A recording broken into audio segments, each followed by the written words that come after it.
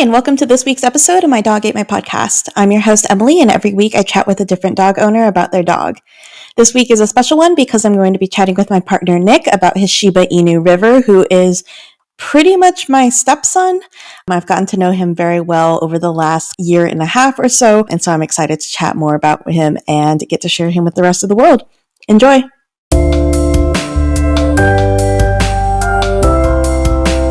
Are you going to pick him up? Should I? Yeah. Or should I just grab him when the time arises? I want to see River. The time is now. The time is now? River! We're not waiting for the time to arrive. His bed! I know, but... The time for River is now. Perfect. This is the River time. Yes, this entire episode is River time, so he's not going to pay attention. Hi, River. Okay, so let's kick this off, since I know we're probably just going to look at the back of his head the entire time. That's okay. Let's kick this off with talking a little bit about River's name, because the story that you told me when we first went on our first date is a different story from what I learned to be the reality. Do you want the non-true story, or do you want the true story? Well, the non-true story is you told me that you liked a nature name, and River seemed like a good nature name. I mean, I like nature names for everything. That is true, but that's not the main name for River, because his real name comes from a Portlandia skit, where they yell out to each other when they get lost on the river by yelling out, "Ayo, River!"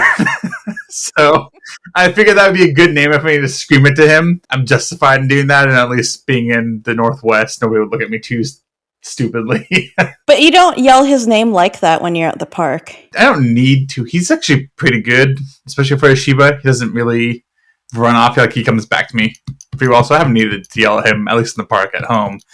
He's a little shit, but I mean... Yeah. He doesn't really run away. He will, if we leave the door open, he'll go walk outside maybe and then go around to the side, or he'll kind of look and then just come back. But can you share a little bit about what prompted River to have to wear an AirTag all the time? I left him with my family, God, I don't even know how long ago. But apparently he was staying at my dad's place, and Sahara, my sister, she's your half sister. No, but Sahara decided when she was 3 years old, 4 years old, something like that she wanted to go on a walk, and promptly took River out on a walk around the block by herself. So it was her and River, and yeah, Dad didn't know where he was. My brother David found out and started to yell for both of them, couldn't find them, and so ran out and drove around the block with his car. But they're just walking around the neighborhood, no problems. There's a 4-year-old by herself with him. Yeah, and apparently River didn't pull her away or something. I mean, he's not too big, but still, he was a good boy. But then I was like, yeah, he's not going anywhere without an AirTag, so he is stuck with that. No, the AirTag has definitely been worth it, because even I'll just share it with our family or friends who was watching him at the time, just to see what's up in case something happens to him. Except for the notifications that say River has been left behind. And those are the best, though. Oh, River's been left behind. Where did we leave him? Oh, it's great whenever every single time whenever I go to the gym, it's like, oh, you left River behind. Oh, River was left behind for, when we go mountain biking or whatever. And so now it's just a joke. And he's just so sad about it. So River is a Sesame Shiba. And remind me, his mom is not Sesame, right?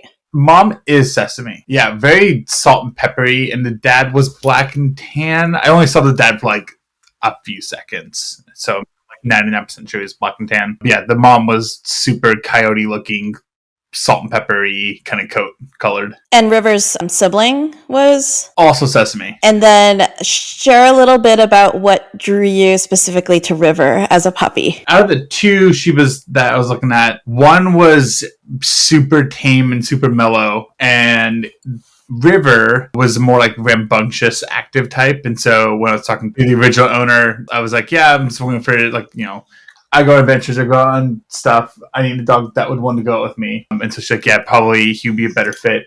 Lo and behold, he is such a baby and a coward that he doesn't go on too many. He's gone camping with me. He's gone on hikes and everything, but he's such a princess that, most of the time he just wants to go to dog parks, cuddle at home.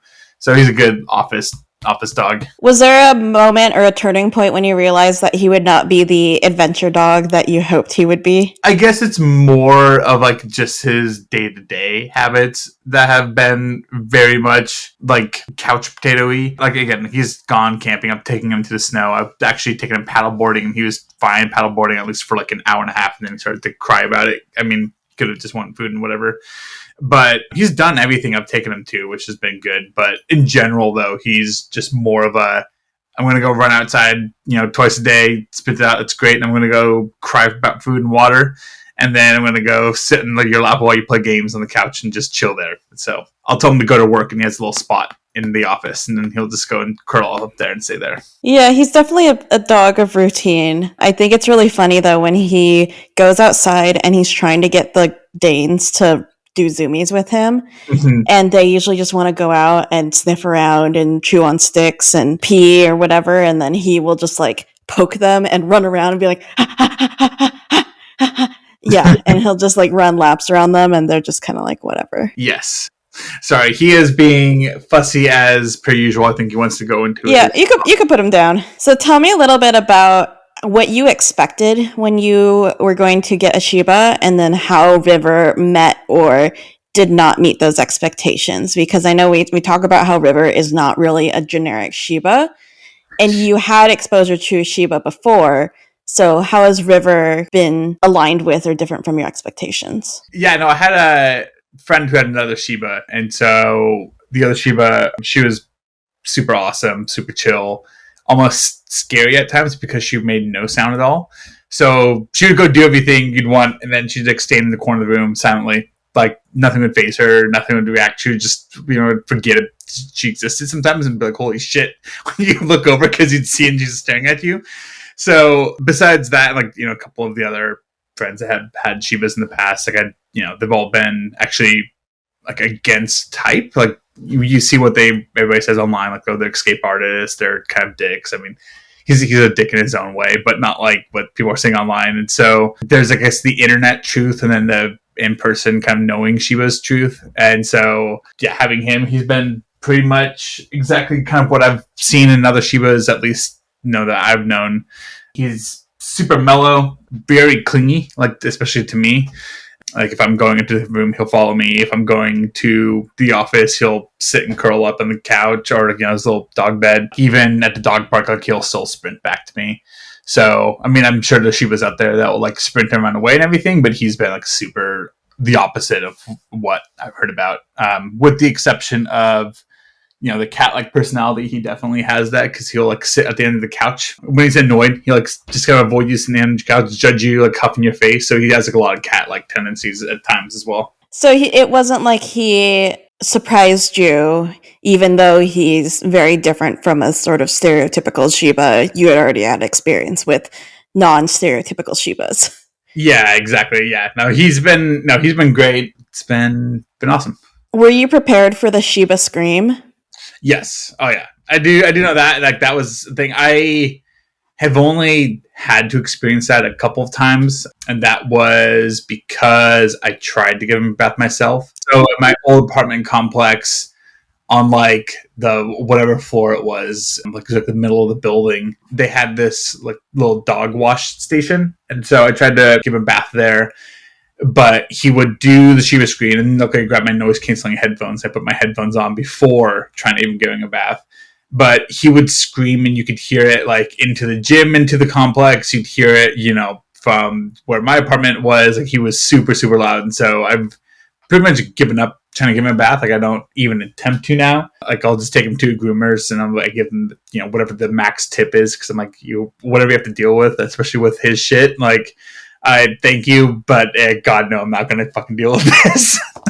Did anybody in the apartment say anything? I don't think so. The only time he screamed was giving him a bath, and that was at the dog wash station. So the way that building was set up, there's nobody, like no units or apartments on that floor even. But you could still definitely hear him. Like, 'cause, like, the window would be open, and so you could hear him like scream out the window. And so Like, I was on the floor above him, and like, my brother would be hanging out. I'd be trying to give him a bath. My brother would be like, "What the fuck is that?" And it's like, "Oh yeah, just River screaming." Like, the police would get called, like there's a woman in danger in this apartment this high up. Yeah, he's getting like scrubbed down with blueberry soap or whatever. So only time I've ever heard him scream was that. And then, unless like I accidentally, sometimes I'll like, step on his tail. Actually, I'll grab his tail to play with it, and he'll scream it sometimes. So let's talk a little bit about, because we discussed this beforehand, River's inner voice, since I strongly have feelings about it. Yeah, I mean, I never really thought about an inner voice type of thing, but I agree with what you were recommending. So for backstory, River's just a very depressed dog is how we kind of respond to it. He will get everything he ever wants. He has, the apartments that I've been in have been like super nice, and so he's been like not even a moment of hardship. Besides maybe, he has to go outside and go poop in the snow or something. But otherwise, super comfy home, every single bed that you can want. When I was living by myself, he would sleep on the bed with me. So super plush lifestyle. And yet, even with everything they could ever ask for, he'll still like look depressed. He'll just whimper for food, even though he got food and water in front of him. He'll like, see I have like some sort of whatever I'm eating, like whether it's like a cookie or if I'm making like dinner, he'll like sit there and be like, "Oh, how dare you, oh, I don't get steak too, what?" And so he'll just like whimper and like look sad all the time. Like nothing seems to make him happy. So we agreed that his inner voice probably is Morty from Rick and Morty, because he'll just be sad 99% of the time, and then like the 1%, I come back home after being gone mountain biking for some time, or if I'm like do a trip down to Portland and come back, he'll like angry bark. He'd be like really pissed that I've been gone. So he'll be angry barking, and he'll like bite at my heel, like try to get my attention because he wants me to play with him or something. So it's the one time he'll fight back, which is kind of like Morty, like the one or two times he'll like fight Rick in the show. Yeah, the majority of the time he's kind of sad, anxious, like, oh, Rick, I don't know about this, Rick. And the rest of the time he'll be like, why doesn't anybody listen to me? How dare you? Yeah, it's funny when he does that to me too. Like, he'll angry bounce off of me with his front paws, and then he'll try to bite my ankles and stuff. And yeah, I don't know if he thinks he's a herding dog or something, since he tries to bite ankles and eat feet. He's definitely got a thing for feet. Yeah, I mean, he's eaten, like, especially as a puppy. He hasn't done it now, but he'll eat my socks, or he has eaten a lot of my socks. I've had to replace tons of pairs, just because he's really obsessed with that. Last question I have for you is, what do you think River thinks of you? Like, what would be a review that River leaves for you? If you're his Uber driver or his Airbnb host. Review would be like the sweet dad who left to go get cigarettes and has not returned, except that he returned. It's all the oh, my dad left me, oh, it's so sad, oh, he's been gone forever, oh, he's back. 1 out of 5 stars. Dad left for cigarettes, never came back. Edit. JK. Edit. JK. Oh, he's back. Oh, he's back in. Except he plays cigarettes with mountain biking. That's pretty much it. Or going to Portland. I leave him a lot. So you're a 1-star dad, but then it's edited to 5 stars, and then you leave again, and it's edited to 1 star. Then he edits back. Yeah, it's probably pretty accurate. Yeah, he'll be obsessed with me, and then he'll get pissed off that it's gone, and then he'll puff at me and side-eye me the entire time, kind of like he's doing right now. And just be annoyed in general. So, yeah, I think that's that's pretty accurate. 5 star, 1 star, 5 star, 1 star, 5 star. Edit. Yeah. Cool. Well, so River's Instagram is River_the_Shiba. Yeah. We are very bad at updating it, but I did post on it in September. So if any listeners want to follow River on Instagram, it's River the Shiba with underscores between the words.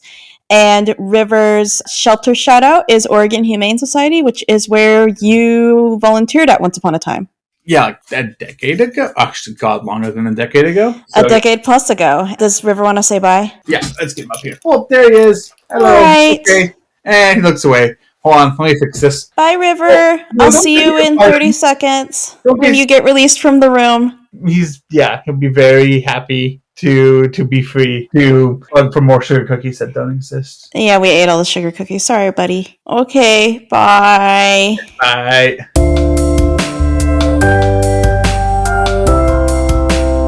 Thanks for tuning in, and don't forget that you can subscribe to My Dog Ate My Podcast anywhere that you get your podcasts so you never miss an episode. Thanks, and see you next week.